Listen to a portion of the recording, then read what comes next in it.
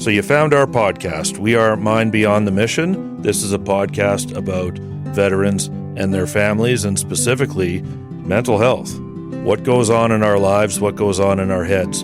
We're not talking to you as doctors or professionals. We're talking to you about living with it and what it's like. Brian McKenna, 19 years in the Canadian Forces. I'm joined by my partner, Laryssa Lamrock. Veteran family member. I'm a proud military brat. My husband served in the military, proud military mom. And we're really excited about this podcast to delve into issues that are important to the veteran and family community. So join us as we talk about mental health from the perspective of veterans and their families.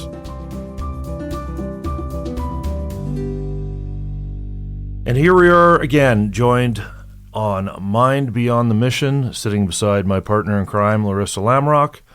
Good to see you in Halifax. I was going to say, this is remote Halifax. It's good to be here. Yeah, so normally we try and record in Ottawa whenever we're in town. We do it digitally, but we're out on the East Coast doing a little bit of touring around.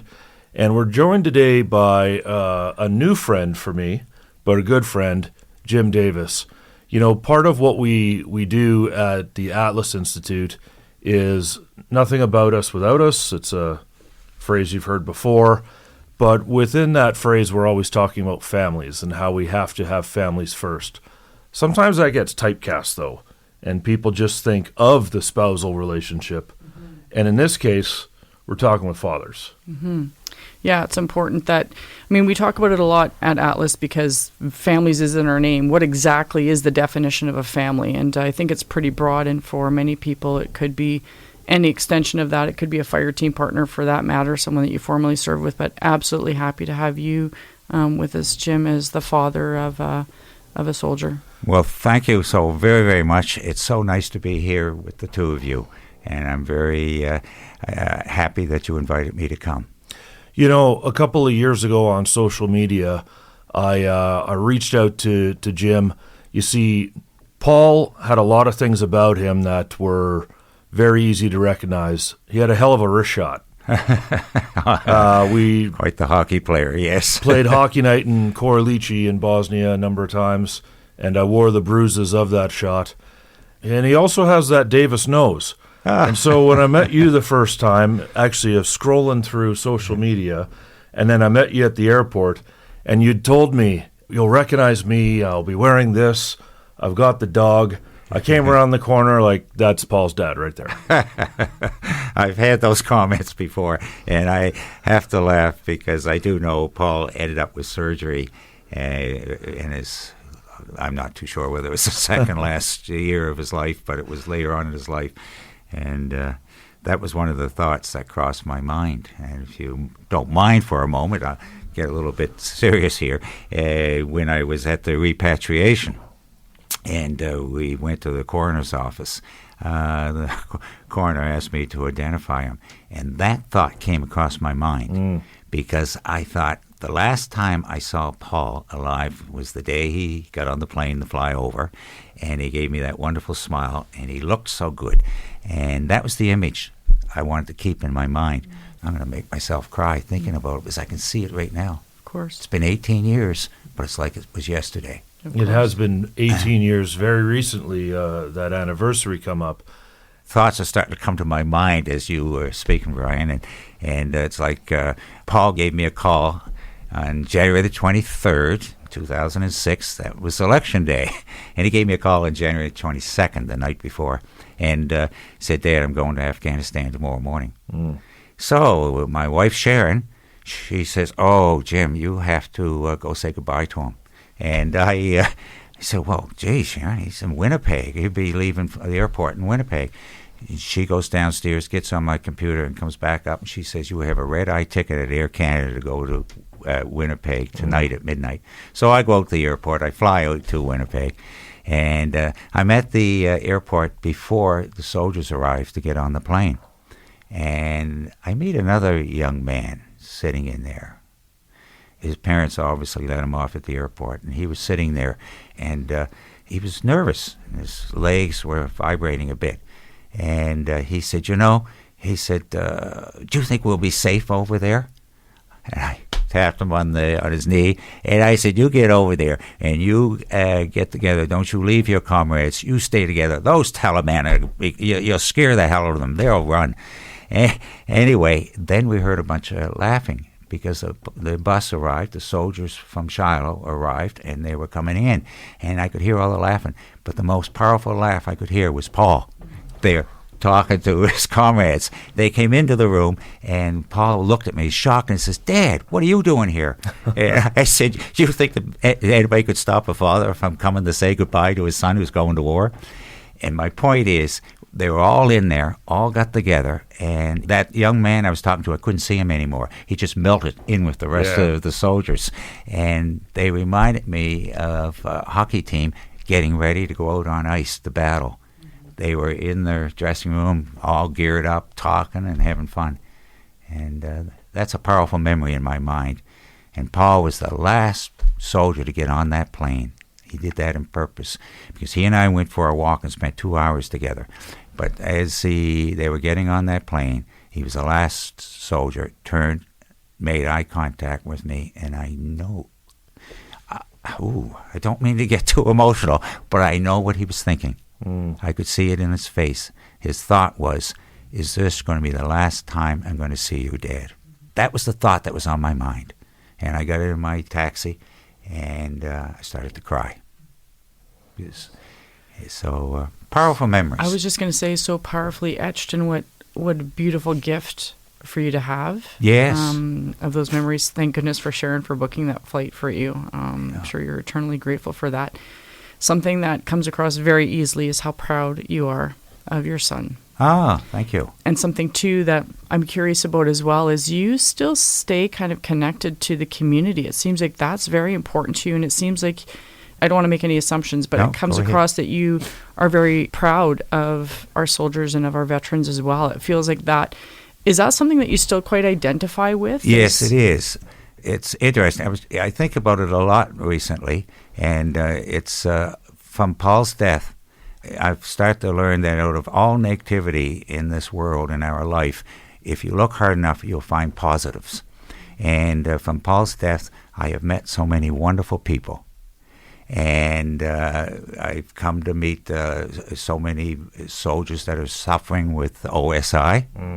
And I've actually had some of them talk to me, and I had them open up to their experiences in Afghanistan. You know, I could go on tangent for a lot, but like, for example, there's one powerful memory I have. I won't name names. Well, I don't remember his name, but I was at a meeting in our bereavement program, Hope. I was at a meeting in Ottawa, and one meeting, we were invited to sit with veterans. They were all, I guess it was OSAS, Operational Stress Injury Social Support. They were having a meeting. And we all got together for a couple hours. And during the break, I went out on the veranda. It might not have been that meeting. See, my memory's bad. It was a meeting because the veterans were talking about some experiences they had. They were up on a stage. And one young veteran, he talked about, I don't know what country he was in. I don't know if it was Bosnia or where, but it was in a gunfight.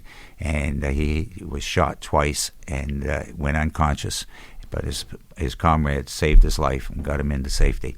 And he was talking about that. So he was out on the veranda during our break. And I went out and I said, "Do you mind if I ask you a question?" I said, "Now, you can tell me to go to hell if you want, but I would like to ask you a question." He said, "What's your question?"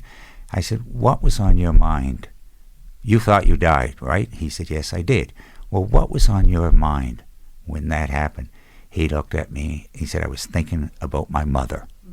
And I said, "Thank you," because that instantly told me I know what Paul was thinking. Paul was thinking about his two little girls. They were 5 and 6, 3 and 5 at the time, Julia and Malia. Anyway, so I thought that was nice. A year later, I met that young man again. And he came up and he said, "Mr. Davis," he said, "I want to tell you something." I said, "What?" He said, "I want to thank you for the question you asked me, because nobody's ever asked me that question." And it made him feel good that he could express that. Well, that makes me feel good if I helped that young man in a small little way, but I helped him.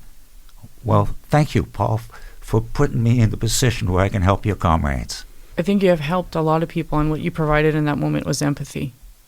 And I just want to say, you mentioned the HOPE program, helping our peers by providing empathy. HOPE is a national program, and I know you've been very involved in that. Yeah. And maybe it's a gift, maybe it's making meaning of, the loss of your son, and you've been paying that forward to other parents, to other family members, it sounds like to other soldiers. So I think that's, like you said, finding the beauty or the positive in something that must have been extremely difficult for you. I think we have about 40 volunteers now in the program, but usually when we have our meeting, there'd be about 20, 25 of us that can make it to it. So what happens is we have our meetings during the day, and then at night we go to our hotel room, and that's when you could see the laughing and the fun that we all have, teasing each other. And then when you're in the taxi cab going back to the airport, I'm usually like to sit in the front with the cab driver, and because I'll pay the bill and put that on my expense report. Anyway, so going to the airport, I can hear mothers and my wife and two other mothers in the back laughing and having fun. And it's like one time the taxi driver said to me, he said, "Where are you guys from?" So I told him what we were representing, because he was shocked to see we were laughing and having so much fun. And then he got kind of emotional. He said, "I have a son that's in the military, the Canadian military." And this gentleman was an immigrant, and I can't recall the country he came from. But he told me that he was, and I said, "Your son's in the Canadian military?" He said, "Yeah." I said, "Oh, wonderful. It's a wonderful profession." And he said, "I was in the military in his home country." And I can't remember exactly what he was telling me, but there was going to a school, and there was some kind of problem and an explosion. And he said, next thing I know, I'm going up to the clouds. And he said, "I see this man, and he's got a scar on his face. And the man looks at me and says, 'No, this is not your time. Go back to Earth.'" So he said, "I come back, and I wake up in the hospital." And he said, "I'm telling my family who I saw." And they said, because I described him, and they said, "That was your grandfather who died before you were born."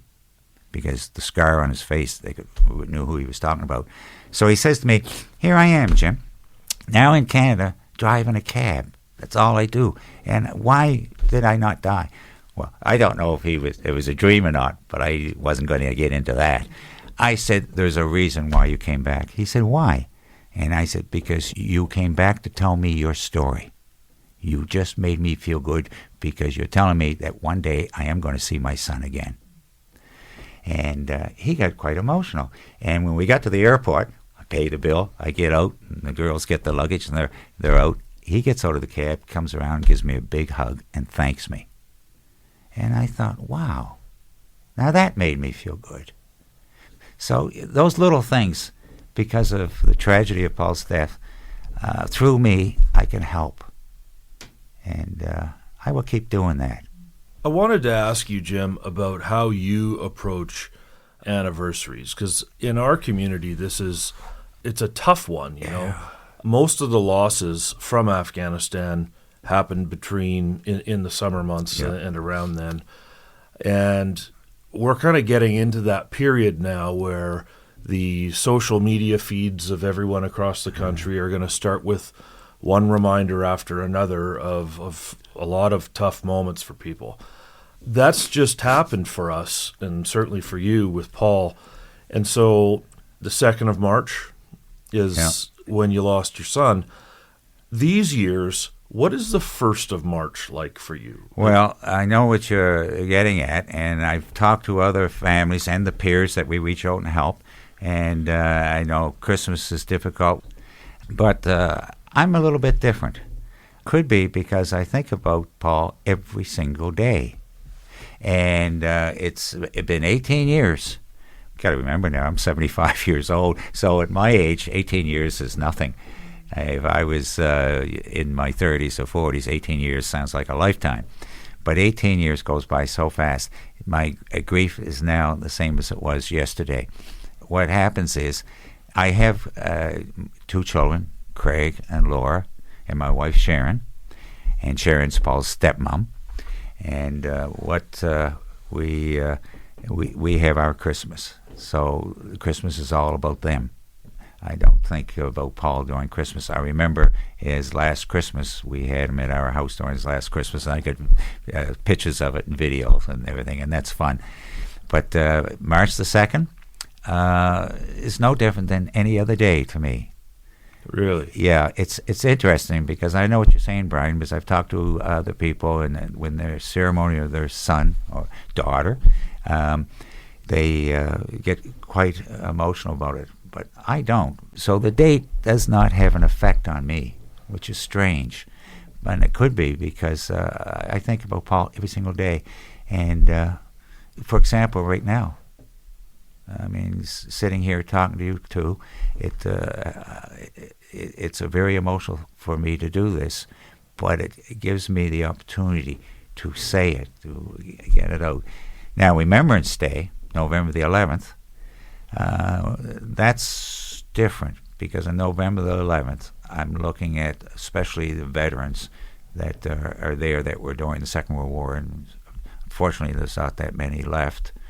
I think about them, and I see what's going on at the ceremonies. And there's so much. It's like when I walk, I have this Alaska Malamute, needs to be walked every day.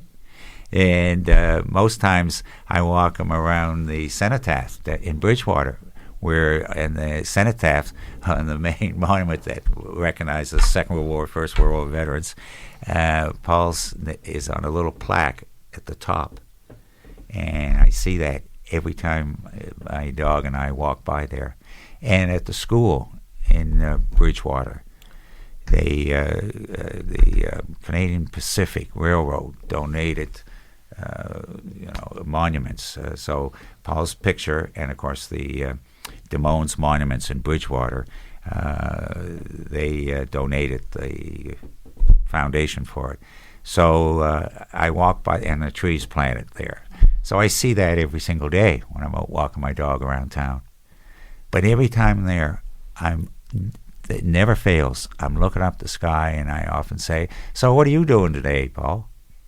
And so it's every day for me. But I guess after 18 years, when it comes to grief, a lot of people think that have not experienced it, think, oh, after a couple of years you'll get better. But you don't. Grief never goes away. But I think you learn how to live with it. You become stronger. But it never goes away. And you do find space for other emotions. Yes, you do. You know, one of the things that has always struck me about your story, and just so happened we were discussing this before we walked into this studio right here. You know, the day you were made aware that you'd lost Paul, somehow you had something to say. Yes. Yeah, well, a lot of people, it's months before they can find their words. But you wound up within hours speaking to the nation about pride. Yeah, if you allow me, Brian, maybe I'll go back to that moment for a moment. My daughter-in-law, remember, they lived in Shiloh, and my daughter-in-law, she called the house. Well, I'm waking up by the alarm clock at around 7 o'clock in the morning, so I can go downstairs and do my usual stuff on the computer. And what happened was every morning the alarm would go off, or I would wake up and I'd hear the news. And the news that morning was a Canadian soldier was killed in Afghanistan. And my thought was, ooh, Paul's there, there's 2,000 soldiers, the odds of it being him, I'm not going to listen. So I got up and showered and did the normal thing and went downstairs to work on the computer. So it was getting close to, 8 o'clock, I don't remember the time, but the phone rings, and it was my daughter-in-law talking to Sharon. And I thought, oh my gosh, why is she calling this hour of the morning? Because there's a few hours in the difference. So I go up in the kitchen, and I put my hands on Sharon's shoulder, and my thought was, ooh, Paul must have been in that, must have been an accident or something. He must be hurt. So I put my hands on Sharon's shoulder, and I said, oh, Sharon, please tell me Paul's okay. She said, I can't. Paul was killed. Unbelievable. I mean, all I remember now is I was on the floor of my back because I punched myself so hard I almost passed out. So later on that morning, friends come to the house, and we're all, well, as people were coming, and the press start coming in the street, and the phone was ringing a lot. Well, my wife Sharon and my brother Frank, they would answer the phone to protect me. They said, Jim, we'll answer the phone, talk to everybody. And I looked at my young son, Craig, who was 12 years old at the time. I said, Craig, this is what happens when everybody's different, when they have shocked with the loss of a loved one. I said, Craig, my computer, I'm out of black ink. I'm going down the store to get some more. Come. He came with me. We go downtown to the store. We walk in, and we buy our black ink, and I'm looking at the young man that waited on us, and he says, oh, how's your day today? And I said, my day's okay. I said, my son was just killed in Afghanistan. And the poor young man looked totally shocked. He didn't know what to say.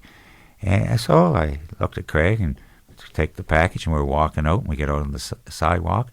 And I said, Craig, did I just say that to that young man? He said, yes, Dad, you did. And I said, oh, my gosh. And I looked up the sky, and I said, Craig, I just want to tell the whole world how proud I am of your brother. So we're back in the kitchen, and we're discussing with everybody how to deal with the media. And Derek Wells, retired MP, he said, Jim, he said, would you like me to go out and talk to the media? I'm comfortable talking to the media. And I was just about to say, oh, please, Derek, do that. And Craig spoke up and said, but Dad, you just told me that you want to tell the whole world how proud you are of Paul. And I thought, wow. So I looked at Derek and I said, please ask the media to come into the house and invite them into the living room. And that's where we did our interview. And while I was being interviewed, the message I wanted to get out was, not only am I proud of Paul and shocked about his death, but I'm so proud of you soldiers for the work you are doing. I said, I support the mission. If I remember right, I said, I support the mission 110% for the work you are doing. And then I also want to speak to the other parents, mothers and fathers, who soldiers that were with Paul, that were injured. And I said, I pray that they're going to be okay. But that's how I responded. And now my whole point is, everybody acts differently when they're told something like that. I can't imagine. I don't even want to try to imagine the loss of a child. I have children of my own. But often you have to do that in such a public way. And whether it's a training accident, whether it's deployment, whether it's unfortunate loss to suicide, many families go through that in a really public way. So, you connecting with, in the work that you've done, following that with peer support, that must be so important for those other parents for you to share and prepare them for that. Now, how do you make anything better? Well, just make sure the whole program is functioning well. What you're saying is like just make sure that those supports are available because Now there's a lot going on I see across the country with MFRC, Family Resource Centers. Like there's one here in Halifax and so on, and it's very important. With this one thing that our volunteers do in the Hope program, we are sent around the country. We volunteer to go speak to, I guess you call them designated assistants, which are soldiers that volunteer to help a family that loses somebody in the military. So we go and speak to them and explain to them what our experience was, which leads me to a number of things. Each family basically has a different experience. And I think it's very important. Yeah, see, now you're going to get me going. There's very important things that the military should be doing, which we're talking to its own members. Make sure that your wills are up to date. There's been unfortunate situations where a soldier has passed on, and they discover the wills for his ex-girlfriend, not his current wife. Those are important. And then the other thing that soldiers have to recognize that when and the military does too, and this is very important, I experienced it, and the executor of an estate. An executor of the estate is the person that's in charge, unless we're at war. Well, Afghanistan is war over there, but our country is not at war. Anyway, the executor of the state by law is chosen by the person that's chosen in the will. Paul made me the executor of the estate. But the military didn't recognize that.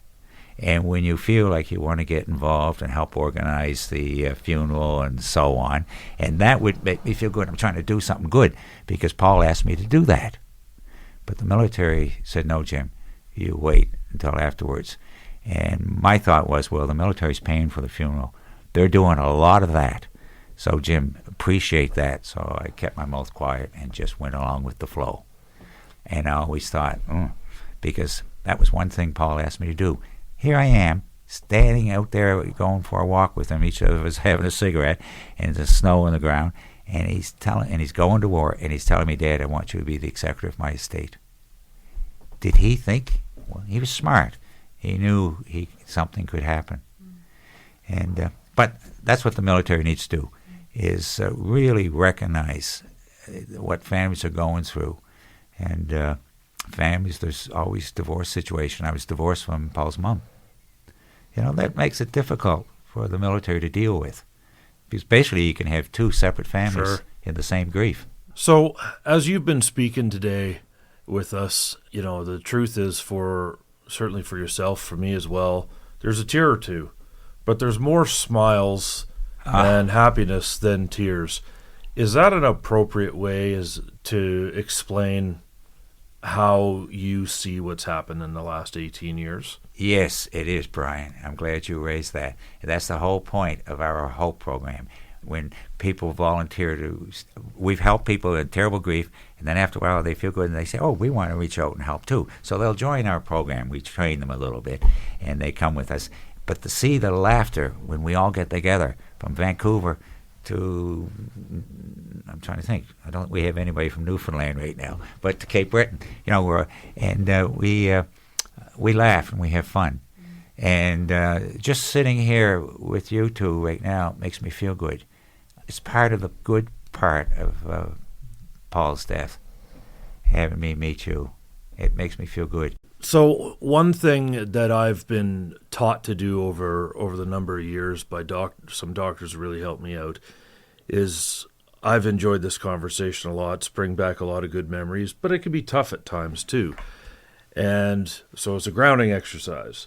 And it's just simply 5, 4, 3, 2, 1. And all that happens is I look around the room and I look at 5 individual colors and actually note what they are. Like those glasses there have a blue tinge to them. That phone is black. That light over there is green. Your tie is got multiple gray, black, and blue in it. And just as I say those things out loud, it brings most of my body and my mind to go like, yeah, you're in Halifax. You got Laryssa on your right. You're talking to Jim. I'm not somewhere else. And then I actually can go on to, 4 things I can touch and different textures. And that brick wall right there, that's not in Bosnia. That wall's not in Afghanistan. That's on the road we're on in Halifax. And those are some things I have to do when moments get a little emotional. Sure. But, man, it's been good to see you. Wow. That's very nice to hear you say that. Makes me feel good. Jim, thank you so much for joining us today and for sharing a little bit of Paul with us. Well, thank you for listening. Thank you. I appreciate that. I mean, you got me in the mood now where I could talk for another couple hours.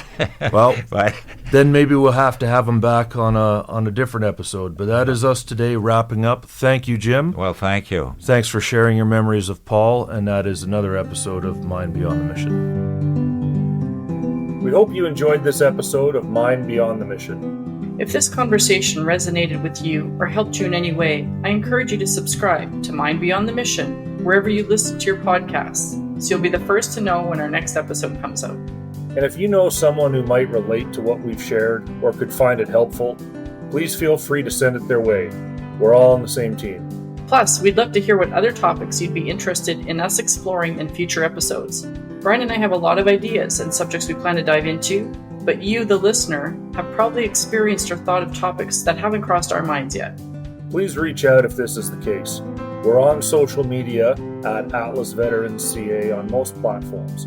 So please feel free to tweet at us, send us a message, or leave a review on this episode, and let us know what else you'd like to hear us talk about. Brian, it's always a pleasure having these important conversations with you.